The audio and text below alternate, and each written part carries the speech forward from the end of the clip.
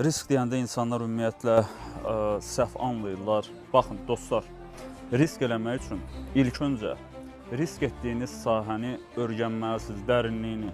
Bunun mənfiləri nədir, müsbətləri nədir? Risk eləyən pul sizin həmişə rahat pulunuz olmalıdır, rahat yatırımınız olmalıdır. Yəni, mənim 1000 dollarım var, mən bunu yatırım eləyirəm və mən bu 1000 dolları rahat buraxıram və o 1000 dollara nəsə olsa, mən pis hala düşməyəcəm. Siz risk deyəndə, bizdə biraz sovet düşüncəsi olduğuna görə risk deyəndə elə bilirsiniz ki, 50-nin 50-yi olmalıdır. Xeyr, 50-nin 50-yi olmalı deyil.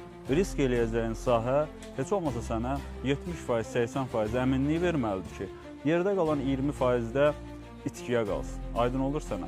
Əgər sən bilmədiyin yerə yatırım eləyirsənsə, kimsə gəlir sənə deyir, gəl filan yerə yatırım elə, sən də ağılsız başsız yatırım eləyirsənsə, bu artıq sənin günahındır və sənin uğursuz olma şansın 95, demək olar 100%-dir, qıraq. Çünki açılan bizneslərin adətən 10 biznesin 9-u süquta uğrayır. Çünki onların içində yalnız bir nəfər o biznesi necə idarə eləmək lazım olduğunu bilir. Əgər bilmirsənsə dostum, bizim səhifəni izlə.